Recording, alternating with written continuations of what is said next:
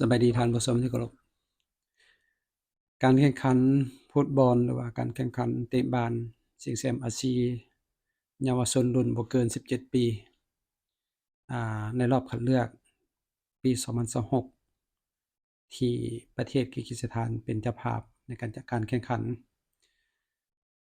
ในกลุ่มของสปป.ลาวเนาะมันมี6ประเทศในซ้ายนี่เนาะมันจะมีเยเมนลาวปากีสถานกิร์กิสถานกัมพูชาแล้วก็ประเทศกวมเนาะการแข่งขันนัดนี้เป็นนัดสุดท้ายระหว่างทีมเยาวชนลาวพบกับทีมเยาวชนของประเทศเยเมนอยู่ในซ้ายนี้ถือว่าประเทศเยเมนเนาะทีมของเยเมนนี่อันดับ1ของสายแข่งมาใน4นัดมี12แต้มถือว่าบ่เคยเสียให้กับทีมใดเนาะส่วนทีมเยาวชนของสปป.ลาวเฮาก็แข่ง4นัดมี9แต้มถือว่าเสียแต้มหนึ่งเสียนัดหนึ่งให้กับประเทศเจ้าภาพคือกิร์กิสถานในวันที่18เดือน11ที่ผ่านมาเนาะฉะนั้นถือว่าในซ้ายนี้ลาวเฮาเป็นอันดับที่2ของกลุ่มเนาะมื้อนี้เป็นการแข่งขันนัดสุดท้ายระหว่างทีมเยาวชนของเยเมนพบกับทีมเยาวชนของสปป.ลาวรุ่นบ่เกินอายุ17ปี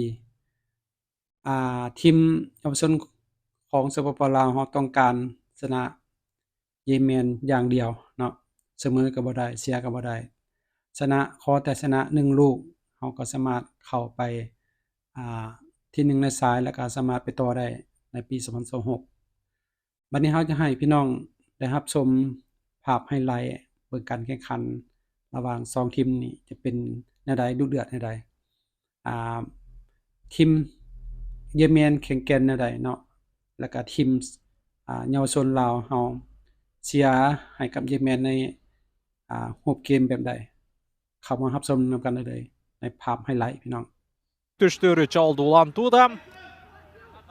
Жана дарбазаны көздөй соккуну көрөбүзбү? Жок. Пас чыгарылган. Калыс ышкырган чабуулга чыгып бара жаткан учурда сөзсүз түрдө ордунан туруп чабуулга аралашмак. Мына ушул учурда кетпептир. Топду оюнда сактаган болгону беш керек. Мына жакшы бош аймакта алыстан узатылган сокку жана бийик кетти. Бул Сайлан Башир Сайлан. Жоюп топту тартып алган. Бирок андан ары кайрадан Лаос оюнчулары мүмкүнчүлүк жана пенальти. Калык чечим өзгөрүлбөйт окшойт жагымда. Мыкты кесип чыгарып берүү жана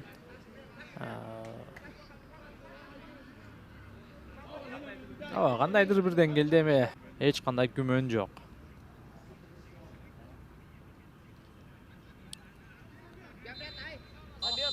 Каластын ышкырыгы жаңырды. Чабуулчу бир нече кадам артка таштады.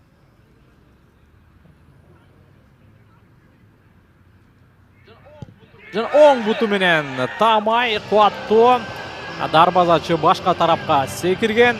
Бул пенальтини буга чейин Лаос курама командасынан дал ушул Один биринчи турда Гуамга каршы оюнда дагы пенальти киргизген, анда дубль кылган. Анда экинчи голун дал ушул пенальтиден киргизген. Байкасаң жана жер менен пас, топту токтотту, узатылган сокку. Дарбазан темир капталы дагы бир сокку жана калыс үн катпайт жана эсеп 1-1. Каптал калысы кайталоодан көрөлү. Капитан жер менен мына ушул жерде караңыздарчы. Өтө көп убакыт берип койду. Топту токтотту, ойлонду, андан кийин гана тебүү жасаган экен. Бул жерде түз эле дарбазанын темирине тиген эмес, дарбазачы куткарган. Бул жерде офсайд жок, чын эле анткени Лаостун 12-чи номердеги оюнчусу Анулак Синг Саванг ал сол канаттагы коргоочу окшойт жагымда. Дарбазага жакыныраак жайгашкан, натыйжада башы менен топту дарбазага багыттады Фахт Салах. Ой, жер менен жакшы мүмкүнчүлүк жана Салахта дубль кылууга мүмкүнчүлүк бар. Ушул жерде 3 oyuncu дарбазага жакын турган, бирок Салах болчу. Лаостун капитаны ката кетирди. Факт Салах борбордук бөлүккө пас узатылган сокку. Керемет сокку болчу, бирок болчу. Эмнеге алдашты түшүнүксүз.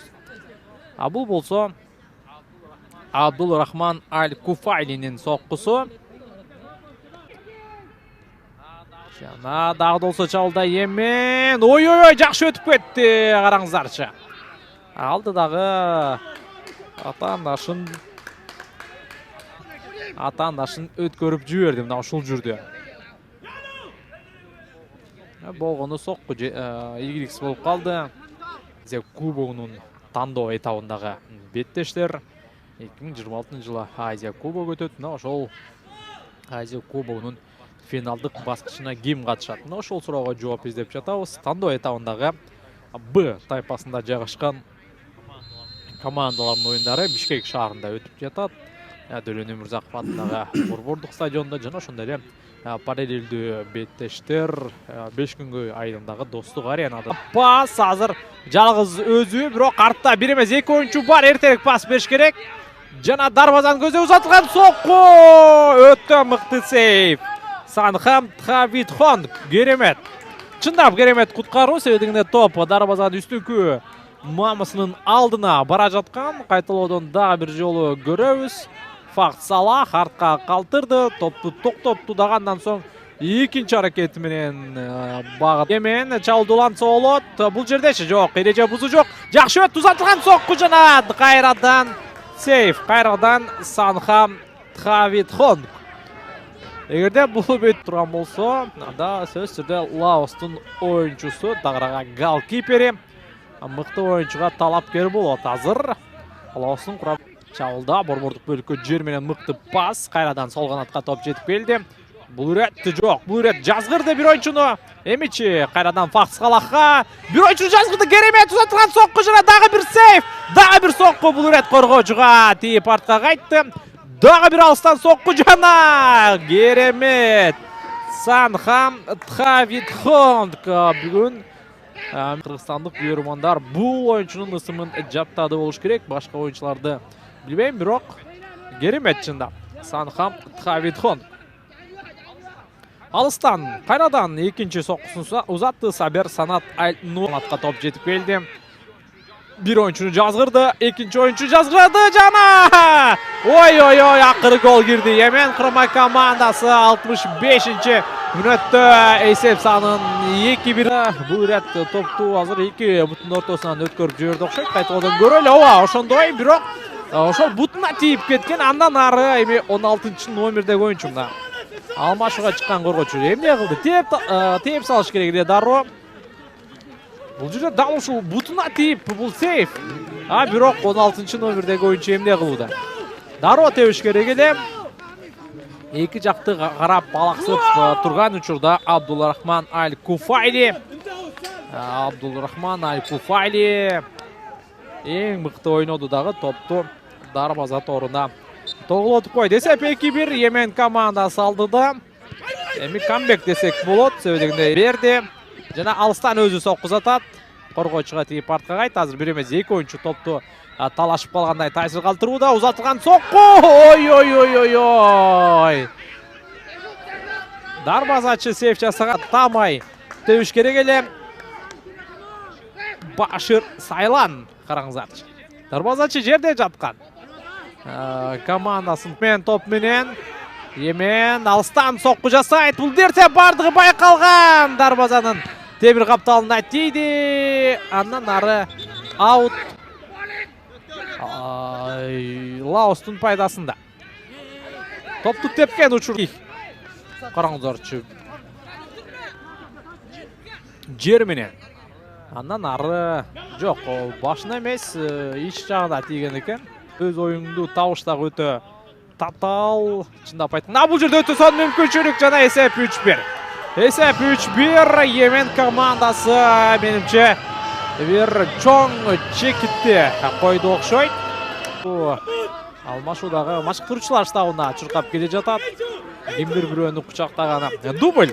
Демек Абдулрахман Аль-Куфайли gol киргизди. Эми ассистенттик милдетти Абду Али Башир аткарды бул жолу.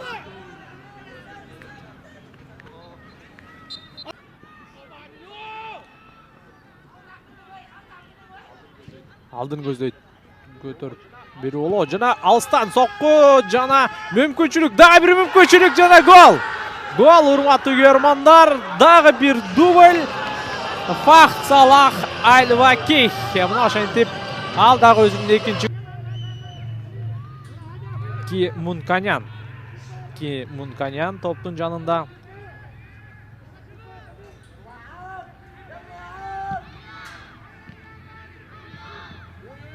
Ой-ой-ой, башаламандык жа мүмкүнчүлүк. Ой-ой-ой, гол. Караңыздарчы, дарбазачы үчүн бир аз ыңгайсыз, анткени оюн таласында ашып кетсе 1 мүнөттөй убакыт болду, жана 1 мүнөттүн ичинде 1 голду өткөрүп алды. Албетте дарбазачы үчүн өтө аянычтуу, кайгылуу. Көрдүсүздөр. Ал эми голду Анусит Прадит киргизди.